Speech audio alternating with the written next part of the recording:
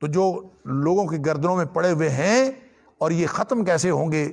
نبی اکرم صلی اللہ علیہ وسلم کی ڈیوٹی تھی کہ انہوں نے ختم کیے، لہٰذا رہتی دنیا تک قیامت تک کے لیے اگر کسی نے یہ طوق ختم کرنے ہیں، چاہے وہ جہالت کا طوق ہے، چاہے وہ اندھی تقلید کا طوق ہے، چاہے وہ خواہشات کا طوق ہے، اور چاہے وہ ہٹ دھرمی کا طوق ہے، یہ ختم ہو سکتا ہے تو اسی نبوی رہنمائی سے ہی ہو سکتا ہے۔ نبی اکرم صلی اللہ علیہ وآلہ وسلم کی مدینہ منورہ سے جاری کی ہوئی جو پالیسی ہے اسی کو اپنائیں گے تو وہ طوق ختم ہو سکتے ہیں، اس کے علاوہ یہ کوئی طوق ختم نہیں ہو سکتا۔ اللہ تعالیٰ معاف فرمائے۔ لہٰذا یہ دوسرا معنی وَأُولَٰئِكَ الْأَغْلَالُ فِي أَعْنَاقِهِمْ، ان کے گلوں میں طوق ہیں، اور جو طوق اتار لے گا قرآن و سنت کو اکسیر کے طور پر، قرآن و سنت کو علاج کے طور پر استعمال کر کے، اللہ اکبر، نبی اکرم صلی اللہ علیہ وسلم فرما گئے ترکت فیکم امرین، دو چیزیں چھوڑ کے جا رہا ہوں تم میں، لن تضلوا ما تمسکتم بہما، ہرگز گمراہ نہیں ہوگے جب تک تم ان دو چیزوں سے چمٹے رہو گے،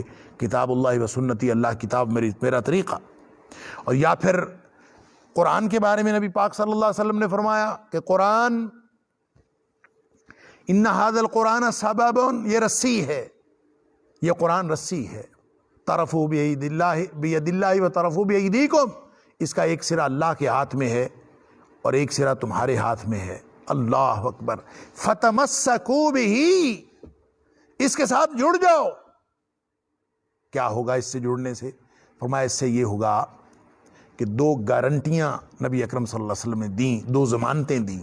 فرمایا لن تہلکوا ولن تضلوا بعدہ ابدا، ایک تو ہرگز کبھی گمراہ نہیں ہوگے، اور دوسرا ہرگز کبھی تم برباد اور ہلاک نہیں ہوگے، تمہیں یعنی قومی بربادی سے بچ جاؤ گے اور گمراہی سے بچ جاؤ گے اگر تم اللہ کے قرآن سے جڑ جاؤ اور صاحب قرآن سے جڑ جاؤ۔ اللہ تعالیٰ ہم سب کو اس سے جڑنے کی توفیق عطا فرمائے۔ فرمایا جن کے گلوں میں طوق ہیں، دنیا میں ہیں یا قیامت والے دن پڑیں گے، یہ سب جہنم والے ہیں، اولئک اصحاب النار هم فیہا خالدون، جہنم والے ہیں، اسی کے اندر ہمیشہ رہیں گے۔ وَيَسْتَعْجِلُونَكَ بِالسَّيِّئَةِ قَبْلَ الْحَسَنَةِ وَقَدْ خَلَتْ مِنْ قَبْلِهِمُ الْمَثُلَاتُ، اور یہ جلدی طلب کرتے ہیں، وَيَسْتَعْجِلُونَكَ، جلدی مچاتے ہیں، جلدی مانگتے ہیں آپ سے۔ کیا مانگتے ہیں؟ بالسیئات، کہ وہ جو بری بات ہے، جو برائی ہے آپ لے آئیں، قبل الحسنہ، بھلائی سے پہلے آپ سے برائی مانگتے ہیں۔ یعنی کفار مکہ کا یہ طرز عمل وہ ہمیشہ نبی اکرم صلی اللہ علیہ وسلم سے کہا کرتے تھے، اور مختلف مواقع پر انہوں نے کہا کہ جس قیامت کا تو وعدہ کرتا ہے لے آ ہمارے اوپر، یا پھر جس عذاب کا تو وعدہ کرتا ہے لے آ۔ اور بعض نے تو یہ تک کہہ دیا کہ اگر تو سچا ہے تو ہمارے اوپر پتھروں کی بارش کروا دے، یعنی یہ تک انہوں نے کہا کہ اگر ہم یعنی ان کا خیال یہ تھا کہ ہم جو آپ کو نہیں مان رہے تو ہم بالکل ٹھیک کر رہے ہیں، تو اگر ہم ٹھیک نہ کر رہے ہو تو ہمارے اوپر عذاب آ جاتا۔ تو اس کو اللہ تعالیٰ نے مختلف اور مواقع پہ بھی قرآن حکیم میں بیان کیا ہے۔ یہاں اللہ تعالیٰ فرماتا ہے وَيَسْتَعْجِلُونَكَ بِالسَّيِّئَةِ قَبْلَ الْحَسَنَةِ، کہ یہ برائی مانگتے ہیں بھلائی سے پہلے۔ تو جہاں اللہ تعالیٰ نے یہ ذکر کیا کہ یہ کہتے ہیں کہ پتھروں کی بارش ہو جائے، اگر تو سچا ہے تمہارے اوپر پتھروں کی بارش ہو جائے، اللہ اکبر، تو وہاں اللہ کریم نے فرمایا کہ وَمَا كَانَ اللَّهُ لِيُعَذِّبَهُمْ وَأَنْتَ فِيهِمْ، اے حبیب صلی اللہ علیہ وسلم، پتھروں کی بارش نہیں ہوتی تو اس کی وجہ یہ ہے کہ ان کے اوپر عذاب اس لیے نہیں آتا کہ آپ ان کے اندر موجود ہیں، آپ کی موجودگی رکاوٹ ہے ان کے اوپر عذاب سے، اللہ اکبر۔ وَمَا كَانَ مُعَذِّبُهُمْ وَهُمْ يَسْتَغْفِرُونَ، اور اللہ ان کے اوپر عذاب اس لیے بھی نہیں نازل کرتا کہ بہت سارے لوگ اس میں استغفار کرنے والے موجود ہیں۔ تو جب کچھ لوگ استغفار کرنے والے موجود ہوں، جہاں نبی اکرم صلی اللہ علیہ وآلہ وسلم خود موجود ہوں، تو اللہ تعالیٰ نے وہاں پہ یہ امان دی ہے کہ اس لیے عذاب نازل ہوں، لیکن وہ مانگتے تھے، وَيَسْتَعْجِلُونَكَ، آپ سے جلدی میں چاہتے تھے، جلدی لاؤ، بالسیئات، برائی، جو بھی ہمیں تم برائی پہنچانا چاہتے ہو پہنچاؤ، قبل الحسنہ، بھلائی سے پہلے۔ یعنی اندازہ کریں ہٹ درمی کی انتہا ہے کہ بجائے اس کے کہ وہ ڈر جائیں، بجائے اس کے کہ وہ ان نشانیوں کو دیکھ کر اللہ پر ایمان لے آئیں، نبی اکرم صلی اللہ علیہ وسلم پر ایمان لائیں، بلکہ وہ اس سے زیادہ اور ہٹ دھرمی کا مظاہرہ کرتے تھے اور کہتے تھے لے آ برائی جو لانی ہے۔ اللہ فرماتا ہے وَقَدْ خَلَتْ من قبلہم المثلات، ان سے پہلے بہت ساری مسولات گزر چکی ہیں۔ یہ مسولات سے کیا مراد ہے؟ عام لوگوں نے یہ سمجھا ہے کہ یہ مسل سے ہے، یہ مثل سے ہے، تو مسولات مثالیں گزر چکی ہیں بہت ساری، لیکن در حقیقت مسولات جو ہے یہ مثال یا مثل یا مسل کی جمع نہیں، یہ جمع ہے مثلا کی یا مثلا کی۔ مثلا ویسے تو مثلا کی جمع بھی مثلات بنتی ہے، مثلا کی جمع مثلات، اور مثلا کی جمع مثلہ، ساتھ تائے تانیث کے ساتھ المثلہ۔ تو اہل لغت نے لکھا ہے کہ المثلہ اور المثلہ یہ دونوں جو ہیں یہ مترادف ہیں، معنی کے اعتبار سے مترادف ہیں، مثلہ ہو المثلہ یا المثلہ، یہ دونوں مترادف ہیں۔ مثلہ عام طور پہ اردو میں بھی مستعمل ہے، کسی لاش کے ہاتھ پاؤں کاٹ دینا، اس کو مثلہ کہتے ہیں۔ لاشوں کا مثلہ کرنا اسلام میں حرام ہے، یعنی کسی کے اوپر آپ اس طرح کی کوئی اس لاش کے ساتھ اس طرح کا سلوک کریں کہ اس کی بے حرمتی کریں، اس کے ہاتھ پاؤں کاٹیں، کچھ بھی کریں۔ لوگ ناک کاٹ لیتے تھے، لوگ سر کاٹ لیتے تھے، مختلف قسم کی، اس کو مثلہ کرنا کہتے ہیں۔ تو گویا مثلہ کی جمع مثلات ہو یا مثلہ کی جمع مثلات، یہ جو یہاں پہ بیان ہوئی، اس سے مراد عبرتناک سزائیں ہیں۔ اللہ اکبر! یعنی اس سے مراد یہ نہیں ہے کہ مثالیں گزر چکی ہیں، ویسے تو بہت سارے مترجمین نے یہی کہا ہے کہ قد خلت من قبلہم المثلات، آپ سے پہلے بہت ساری مثالیں اس کی گزر چکی ہیں کہ لوگوں کے اوپر برائی آئی، جو کچھ وہ مانگ رہے تھے، وہ کیا مانگ رہے تھے؟ وَيَسْتَعْجِلُونَكَ بِالسَّيِّئَةِ قَبْلَ الْحَسَنَةِ، وہ آپ سے بھلائیوں سے پہلے برائی مانگ رہے تھے، یعنی عذاب مانگ رہے تھے۔ وَقَدْ خَلَتْ مِن قَبْلِهِمُ الْمَثُلَاتِ، اس طرح کی بہت ساری مثالیں ان کے اوپر گزر چکی ہیں۔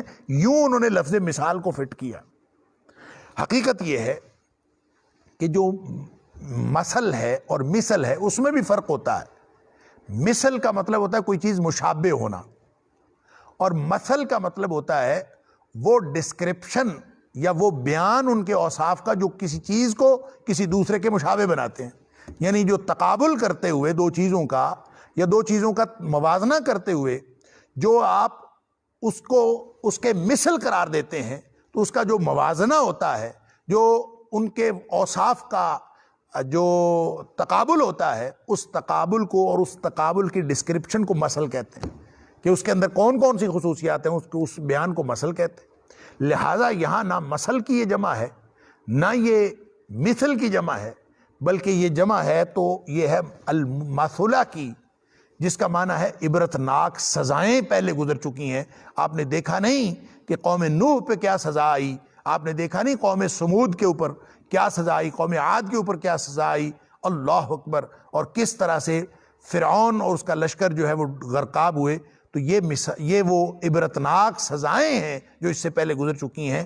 گویا اس سے مراد اہل لغت نے لکھا ہے العقوبہ والتنکیل، المثلہ او المثلہ، یہ مترادف ہے دونوں۔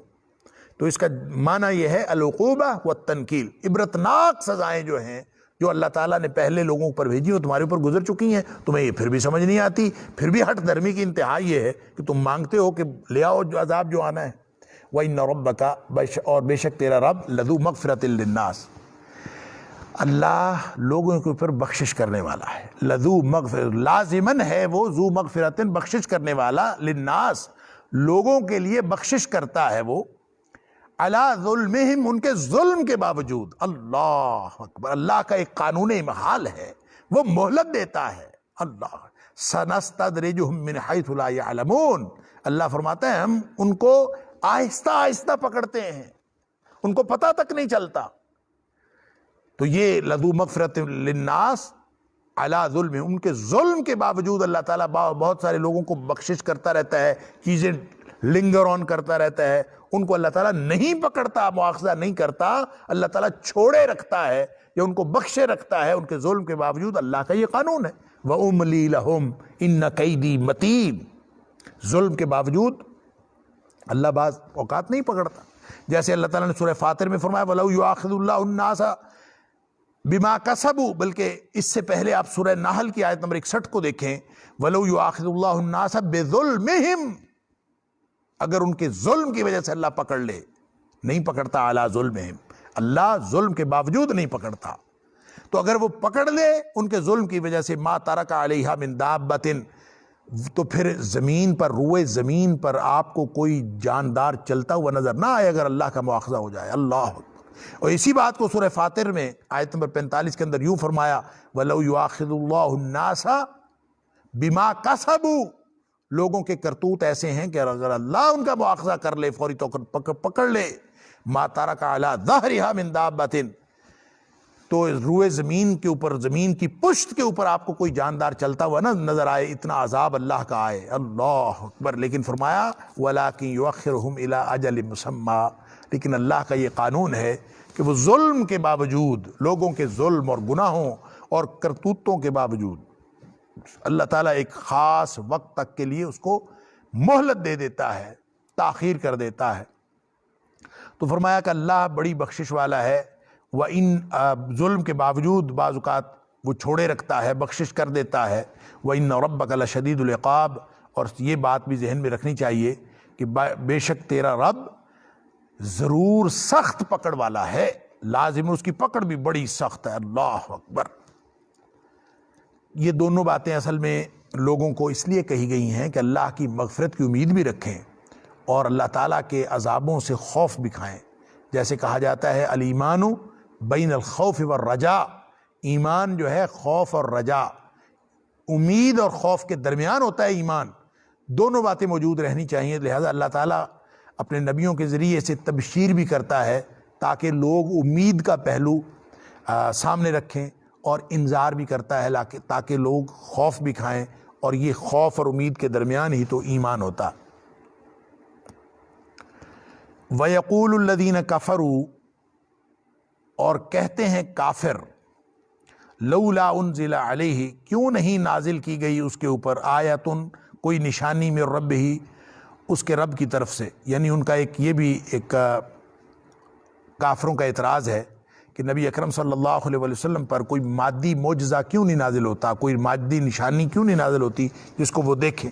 حالانکہ نبی اکرم صلی اللہ علیہ وسلم کو جو اللہ تعالیٰ نے معجزہ دیا ہے وہ قرآن حکیم ہے، قرآن خود معجزہ ہے، یہ زندہ معجزہ ہے قیامت تک کے لیے۔ نبی پاک صلی اللہ علیہ وسلم نے خود فرمایا، یہ حدیث ہے بخاری شریف کی، آپ نے فرمایا ما من نبی من الانبیاء ما من الانبیاء نبی الا اوتی ما آمن علیہ البشر، کہ اللہ نے ہر نبی کو کوئی نہ کوئی ایسی نشانی، کوئی نہ کوئی ایسا معجزہ دیا ہے کہ لوگ اس نبی پر ایمان لائیں۔ ایمان لانے کے لیے اللہ تعالیٰ نے کوئی نہ کوئی معجزہ دیا ہے۔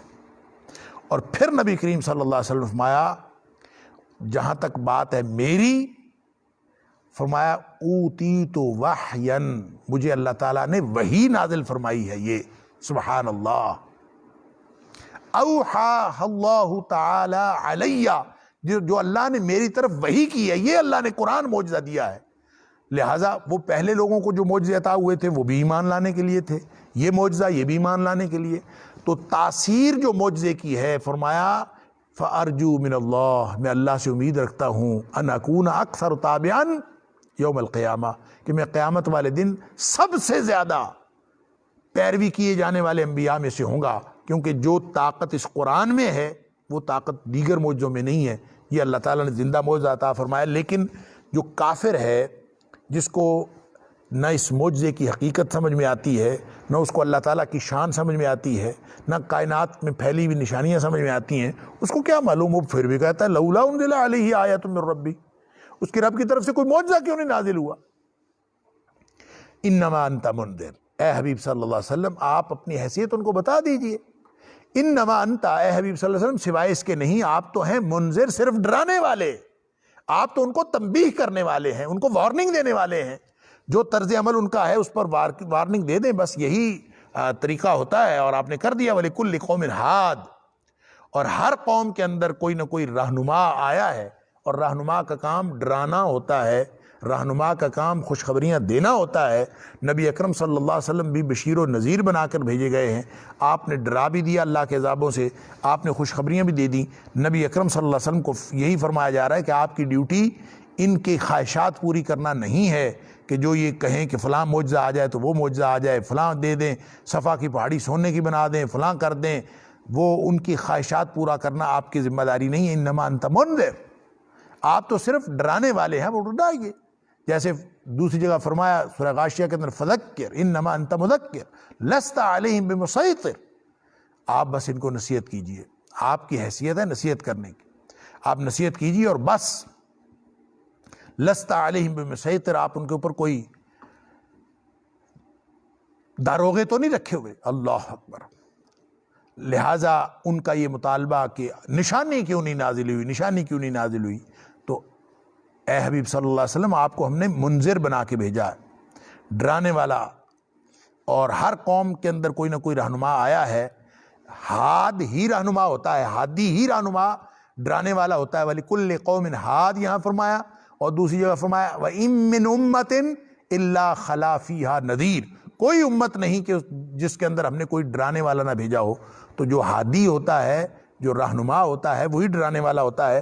گویا انذار کرنا ہدایت دینے اور رہنمائی کرنے کے مترادف ہے.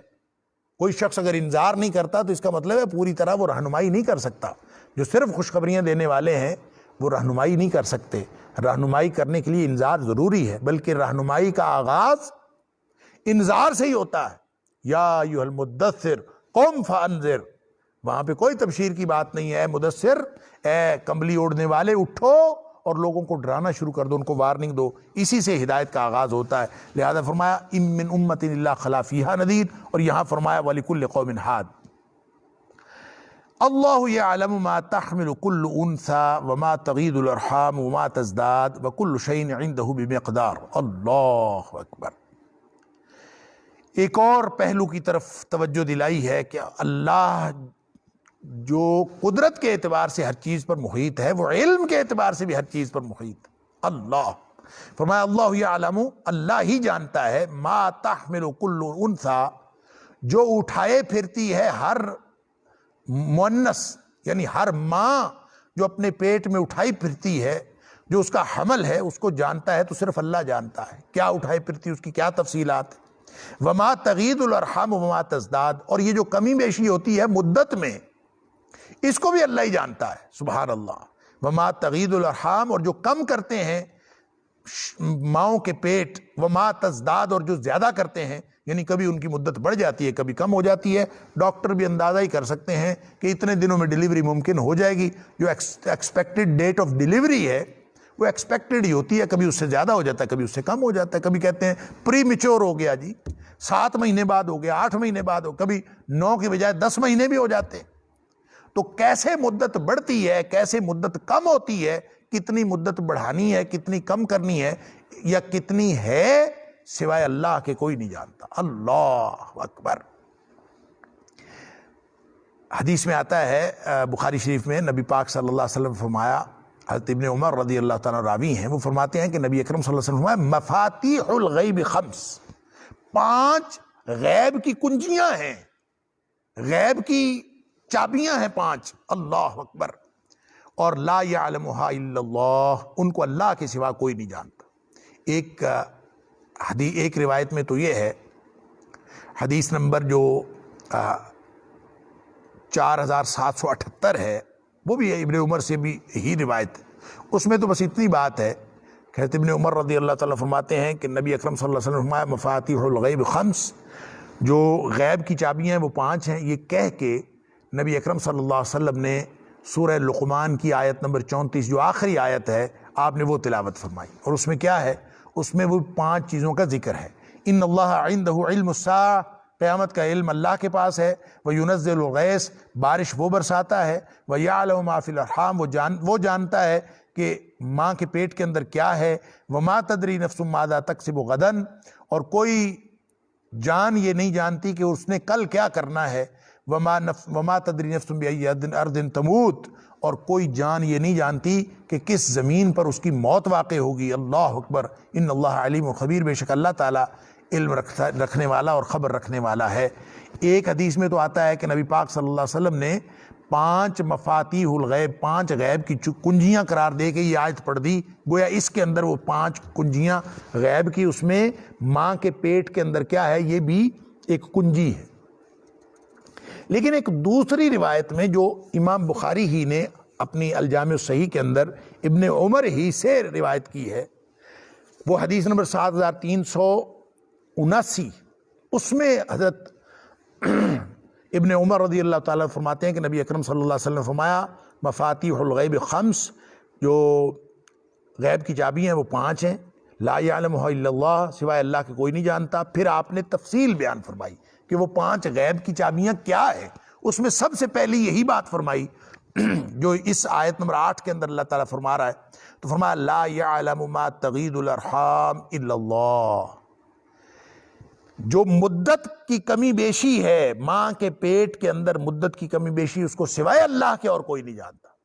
کچھ لوگوں کو یہ اشکال پیدا ہوا ہے، وَيَعْلَمُ مَا فِي الْأَرْحَامِ جو سورہ لقمان کی آیت نمبر 34 کے اندر فرمایا، یا حدیث کے اندر آتا ہے کہ اللہ کے علاوہ کوئی نہیں جانتا ماں کے پیٹ کے اندر کیا ہے، تو لوگوں کو اشکال یہ پیدا ہوا ہے کہ اب تو مشینری پیدا ہو گئی ہے، اب تو سائنس نے الٹرا ساؤنڈ کے ذریعے سے بتانا شروع کر دیا ہے کہ ماں کے پیٹ میں لڑکا ہے کہ لڑکی ہے، اور وہ پہلے ہی پتہ چل جاتا ہے، حتیٰ کہ کوئی معذور ہو بچہ تو وہ بھی پتہ چل جاتا ہے کافی حد تک۔ لیکن صحیح بات یہ ہے کہ جتنا بھی پتہ چل جاتا ہے وہ اس کی ساری تفصیلات نہیں ہیں جو اللہ تعالیٰ جانتا ہے۔ زیادہ سے زیادہ یہ جو مذکر مؤنث کا بھی لڑکا ہے کہ لڑکی ہے یہ پتہ چل جاتا ہے، تو خود میڈیکل سائنس کہتی ہے کہ اگر یہ الٹرا ساؤنڈ مشین یہ بتائے کہ لڑکا ہے تو پھر تو کنفرم ہے کہ لڑکا ہے، اگر الٹرا ساؤنڈ مشین یہ بتائے لڑکی ہے تو پھر اس بات کا امکان ہوتا ہے کہ لڑکا ہو، پھر بھی یعنی اس کی اپنی انفارمیشن بھی درست نہیں ہے۔ اور اسی طرح سے اس کی جو باقی تفصیلات ہیں وہ پورے اعضاء کے ساتھ ہے کہ نہیں ہے، اس کی پوری تفصیلات کے اعتبار سے وہ خوبصورت ہے کہ نہیں ہے، اس کا چہرہ کیسے ہے، اس کے خد و خال کیسے ہیں، پھر یہ کہ وہ جیسے حدیث میں آتا ہے شقی ام سعید، کہ وہ بدبخت ہوگا کہ خوشبخت ہوگا، کتنی تفصیلات ہیں اس کے بارے میں۔ ماں کے پیٹ میں کیا ہے، اس کیا کے اندر جتنی تفصیلات آتی ہیں ان میں سے یہ تو 1-8% ہے جو مشینیں بتا دیتی ہیں، باقی سارا کچھ تو کوئی بھی نہیں بتا سکتا سوائے اللہ کے۔ لہٰذا وہ اپنی ساری تفصیل، ما فی الارحام، ما عام ہے ہر چیز کے بارے میں، لہٰذا یہاں خاص بات ہے مدت کے حوالے سے کہ جو مدت ہے ایگزیکٹ کس دن کس وقت ڈیلیوری ہوگی یہ پہلے کوئی نہیں جانتا سوائے اللہ کے۔ اللہ اکبر، جتنی مرضی بڑی مشینری ہو، جتنی مرضی سائنس ترقی کر لے، وہ اللہ کے اس علم کا اس طرح سے احاطہ نہیں کر سکتی۔ یہ اللہ تعالیٰ نے اور نبی پاک صلی اللہ علیہ وسلم نے اسی کی وضاحت فرمائی، لا یعلم ما تغید الارحام الا اللہ، اللہ کے علاوہ یہ بات کوئی نہیں جانتا کہ یہ جو رحم کی یا جو ڈیٹ آف ڈیلیوری کی کمی بیشی ہے، حمل کی مدت کی کمی بیشی، اللہ کے علاوہ کوئی نہیں جانتا۔ اللہ وَكُلُّ شَيْءٍ عِندَهُ بِمِقْدَارٍ، ہر چیز اللہ تعالیٰ نے ایک خاص اندازے کے مطابق مقرر کی ہوئی ہے۔ اللہ اکبر۔ اور پھر یہ جو 5 مفاتیح الغیب والی حدیث ہے وہ مکمل کر لوں، اس میں یہ بھی فرمایا وَلَا يَعْلَمُ مَا فِي غَدٍ إِلَّا اللَّهُ، کل کیا ہونے والا ہے اللہ کے علاوہ کوئی نہیں جانتا۔ اب دیکھیں یہ بھی بہت ساری لگا دیتے ہیں حساب، میں موسمیات والے حساب لگا لیتے ہیں، کل بارش ہوگی، کل فلاں چیز ہوگی، ایسے ہوگا، اور وہ بھی کل ویسے ہوتا ہے کہ نہیں ہوتا، وہ بھی حتمی بات نہیں ہوتی۔ کبھی وہ کہتے ہیں ہوگی تو ہو جاتی ہے، کبھی وہ کہتے ہیں ہوگی تو پھر بھی نہیں ہوتی، کبھی انہوں نے کہا کیا ہوتا ہے نہیں ہوگی تو پھر بھی ہو جاتی ہے۔ تو اصل میں اللہ جانتا ہے، ہم تو اندازے لگاتے ہیں مختلف چیزوں سے۔ تو فرمایا کل میں کیا کروں گا، کوئی شخص کیا کرے گا، کوئی جان کیا کرے گی، یعنی قرآن کی زبان میں وما تدری نفس ماذا تکسب غدا، کل وہ کیا کرے گا کسی کو کچھ معلوم نہیں ہے۔ اللہ اکبر۔ تو نبی پاک صلی اللہ علیہ وسلم فرماتے ہیں ولا یعلم ما فی غد، کل کیا ہوگا سوائے اللہ کے کوئی نہیں جانتا۔ اور تیسری بات آپ نے فرمایا ولا یعلم، نہ کوئی یہ جانتا ہے متی یاتی المطر احد الا اللہ، کوئی نہیں جانتا، ایگزیکٹلی کوئی نہیں جانتا کہ بارش کب ہوگی۔ البتہ اندازے قیافے لوگ لگا سکتے ہیں، بعض اوقات ہو جاتا ہے ٹھیک، بعض اوقات ٹھیک نہیں ہوتا۔ اور پھر فرمایا ولا تدری نفس بأی ارض تموت، یہ وہی بات ہے جو اللہ تعالیٰ نے سورہ لقمان کی آیت نمبر 34 میں 5 کی 5 باتیں وہی ہیں، تھوڑا سا بیان کا انداز مختلف ہے۔ اور 5ویں بات نبی پاک صلی اللہ علیہ وسلم نے فرمایا ولا یعلم متی تقوم الساعة الا اللہ، کوئی نہیں جانتا کہ قیامت کب قائم ہوگی سوائے اللہ کے۔ سبحان اللہ۔ اور یہ بات قرآن نے یوں کہی ان اللہ عنده علم الساعة، قیامت کا جو وقت ہے وہ اور اس کا علم ہے اللہ ہی کے پاس ہے۔ تو یہاں اللہ تعالیٰ نے گویا اللہ تعالیٰ کے علم محیط کلی کی طرف اشارہ کیا کہ یہ وہ نشانیاں ہیں، اس سے ہی تم سمجھ جاؤ اللہ یعلم ما تحمل کل انثی، جو کوئی ماں اٹھا کے پھرتی ہے اپنے حمل کی صورت میں اس کو بھی وہی جانتا ہے، وما تغید الارحام وما تزداد، جو اس کی مدت کی کمی بیشی حمل کی وہ بھی وہی جانتا ہے، وَكُلُّ شَيْءٍ عِندَهُ بِمِقْدَار، ہر چیز ایک خاص اندازے کے ساتھ اللہ کے ہاں مقرر کی ہوئی ہے۔ عالم الغیب والشہادہ، سبحان اللہ، وہ چھپی ہوئی باتوں کو بھی جانتا ہے، ظاہر باتوں کو بھی جانتا ہے۔ کچھ ظاہر ہو جاتی ہیں، لوگ کہتے ہیں کہ یہ مجھے بھی معلوم ہے، ہمیں بھی معلوم ہے، چیزیں ہم دیکھ رہے ہیں ہمارے سامنے کیا ہے، یہ اللہ کو ظاہر کی چیزیں بھی معلوم ہیں، اور وہ چیزیں جو ہماری نظروں سے اوجھل ہیں وہ بھی اللہ کو معلوم ہے۔ الکبیر، وہ بڑا ہے، اس کی بڑائی سب سے زیادہ ہے، المتعال، اور بہت بلند ہے، سبحان اللہ، وہ بالا تر بھی ہے، بڑا بھی ہے، اس کی انفارمیشن بالا تر ہے، اس کی ذات کی بڑائی۔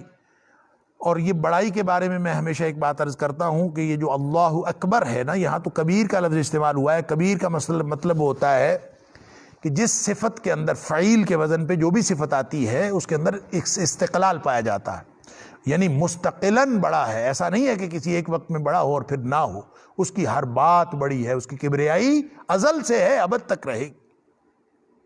لیکن جو لفظ اکبر ہے، اللہ اکبر، قرآن میں بھی آیا، ہم نماز میں پڑھتے ہیں، کئی دفعہ کہتے ہیں اللہ اکبر، تو یہ اس کا معنی ہم عام طور پہ ترجمہ کرتے ہیں اردو میں اللہ سب سے بڑا ہے۔ معنی تو ٹھیک ہے، ترجمہ تو ٹھیک ہے، اللہ سب سے بڑا ہے، لیکن یہ سب سے بڑا جو ہے یہ تو ایک اضافی ایک صفت ہے کہ کوئی چیز سب سے بڑی ہو۔ 10 لوگ کھڑے ہوں، ان میں ایک آدمی 10 لوگ 5.5 فٹ کے ہوں، ایک شخص جو ہے 5 فٹ 7 انچ کا ہو تو وہ ان سب سے بڑا ہے، یا ایک 6 فٹ کا ہو تو وہ ان سب سے بڑا ہے۔ تو یہ سب سے بڑا جو ہے اس کا مطلب ہے اس کا تعلق ان سب کی جو ریلیٹیوٹی کے ساتھ ہے، ان کی بڑائی کے ساتھ ہے، باقی بھی بڑے ہیں، یہ سب سے بڑا ہے۔ لیکن اللہ کے بارے میں جب ہم کہتے ہیں اللہ اکبر، تو اللہ کی بڑائی ہمارے وہم و خیال سے زیادہ ہے، لیس کمثلہ شیء۔ اس لیے اس کا ترجمہ میرے والد صاحب رحمۃ اللہ علیہ، مولانا محی الدین، اللہ تعالیٰ ان کو جنت الفردوس میں اعلیٰ مقام عطا فرمائے، وہ فرمایا کرتے تھے کہ ترجمہ کرتے وقت ہی اس میں ایک لفظ کا اضافہ کر لیں، اللہ سب سے بہت بڑا ہے۔ بڑا تو ہے، کتنا اس کی بڑائی کا ہمیں کوئی اندازہ نہیں ہے۔ اس طرح نہیں ہے کہ آپ کہیں کہ ساری کائنات سے بڑا ہے تو اس کا بھی ایک تصور ہوگا کہ ساری کائنات کا ایک تصور ہے، اس سے بڑا ہوگا، نہیں۔ اللہ کی بڑائی جو ہے وہ ہمارے وہم و خیال سے زیادہ ہے، اللہ سب سے بہت بڑا ہے۔ لہذا کبیر وہ بڑائی ہے جس کا تصور اکبر سے بنتا ہے، اور یہاں کبیر سے مراد کوئی اللہ کی بڑائی میں کمی کرنا مراد نہیں ہے، بلکہ یہاں پہ یہ بتانا مراد ہے، یہ بتانا مقصود ہے کہ وہ اللہ کی کبریائی جو اکبر سے تصور واضح کرتی ہے، وہ اس کے اندر استقلال ہے، وہ ہمیشہ سے ہے، ہمیشہ تک رہے گی۔ اللہ ازل میں بھی اکبر تھا، اللہ ابد میں بھی اکبر ہوگا، تو کبیر المتعال وہ اکبر بھی ہے اور وہ سب سے بلند بھی ہے، اعلیٰ بھی ہے اور اکبر بھی ہے۔ تو کبیر اور متعال کی جو بالا تر ہونا، یہ کبیر ہونا یا بالا تر ہونا، یہ دونوں باتیں گویا کسی ریلیٹیوٹی کی طرف اشارہ کرتی ہیں، لیکن اللہ کی ذات جس طرح سے بڑی ہے، اللہ کی ذات جس طرح سے بلند ہے، لیس کمثلہ شیء، اس تصور کے ساتھ اس کا ترجمہ، اس آیت کا مفہوم اپنے ذہن میں رکھنا انشاءاللہ۔ سواء منکم من اسر القول ومن جہر بہ ومن هو مستخف باللیل وسارب بالنہار، اللہ اکبر۔ برابر ہے تم میں سے کوئی اگر من اسر القول، کوئی اپنی بات کو چھپائے ہو، من اسر القول، جو اپنی بات کو چھپانے والا ہو، ومن جہر بہ، اور جو اس کو ظاہر کرنے والا ہو، ومن هو مستخف باللیل، اور یا کوئی رات کو چھپنے والا ہو،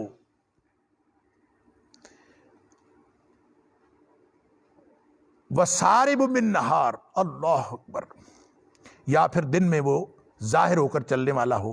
کوئی چھپے اللہ سے، اللہ کی نظروں سے کوئی اوجھل ہونا چاہے رات کو، یا دن میں لوگوں کے سامنے چل رہا ہو، یا اپنی بات کو وہ خفیہ رکھے یا لوگوں کے سامنے ظاہر کرے، جو بھی معاملہ ہے اللہ کے لیے سب برابر ہے، اللہ کے علم میں کوئی فرق نہیں پڑتا۔ یہ ہمارے علم میں فرق پڑتا ہے کہ کوئی چیز موجودگی میں ہو تو وہ اور بات ہے، جو کسی اور جگہ ہو، دور فاصلے پر ہو تو اور بات ہے، نزدیک ہو تو اور بات ہے، ہماری نظروں کے سامنے ہو تو اور بات ہے، نظروں سے اوجھل ہو تو اور بات ہے، رات کے اندھیرے میں ہو تو اور بات ہے، دن کے اجالے میں ہو تو اور بات ہے۔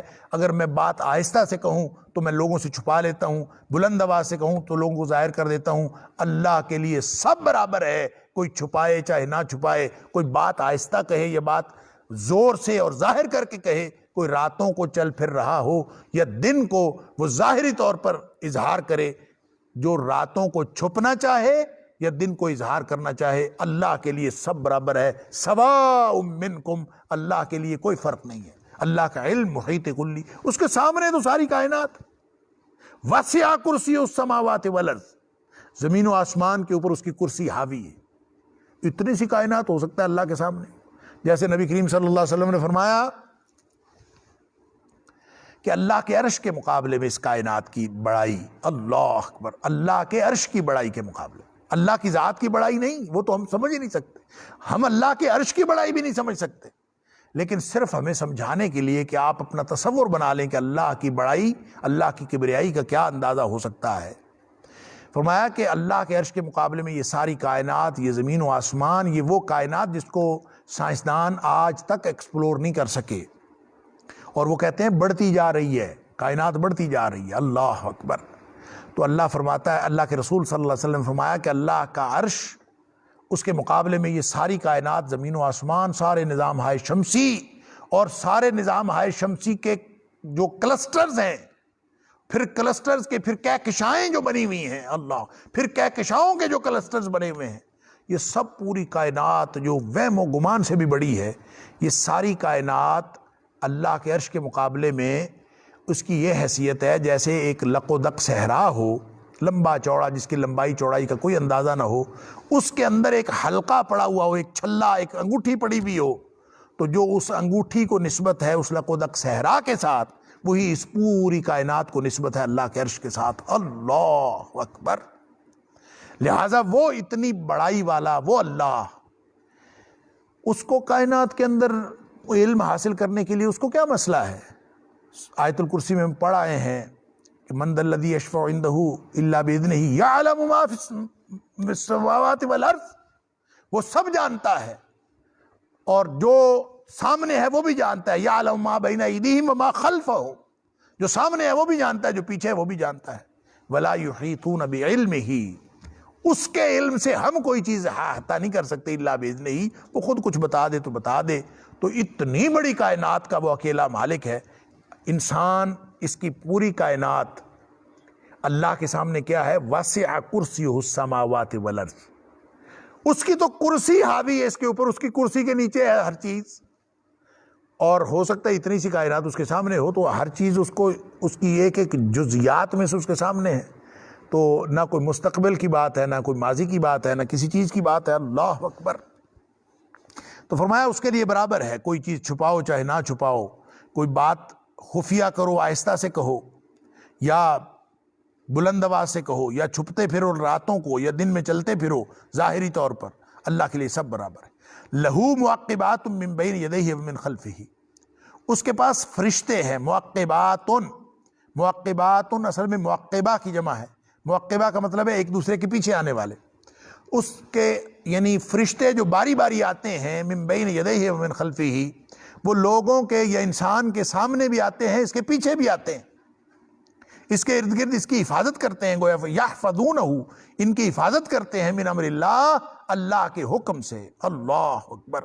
یہ وہی بات ہے جو اللہ کریم نے سورہ انعام کے اندر فرمائی، وَهُوَ الْقَاهِرُ فَوْقَ عِبَادِهِ وَيُرْسِلُ عَلَيْكُمْ حَفَظًا، کہ وہ زبردست قوت والا ہے، اپنے بندوں کے اوپر ہے، پوری نگرانی کر رہا ہے، اور یرسل علیکم حفظا، وہ تمہارے اوپر نگران بھیجتا ہے، تمہارے محافظ بھیجتا ہے، فرشتے بھیجتا ہے، تمہارے آگے پیچھے پھر رہے ہوتے ہیں، معقبات، ان کی باریاں لگی ہوئی ہیں، ایک کے بعد دوسرے کی باری آتی ہے۔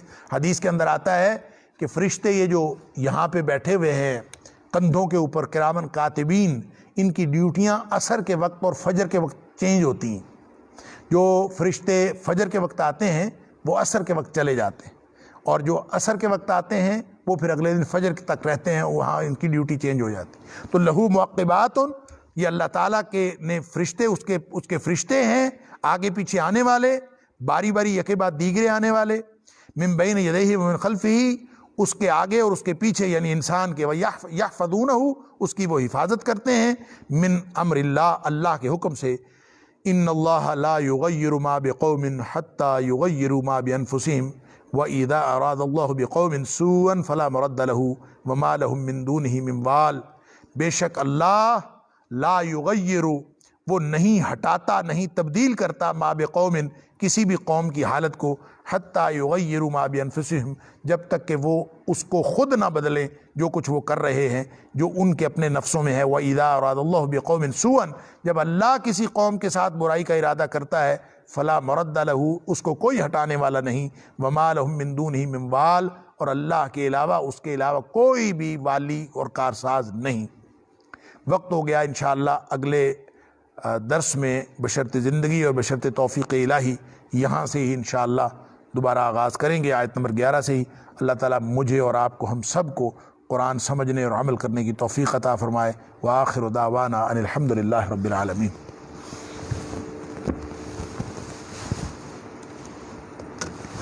ہاں جی، کوئی سوالات ہیں؟ نعیم صاحب سے پوچھیں.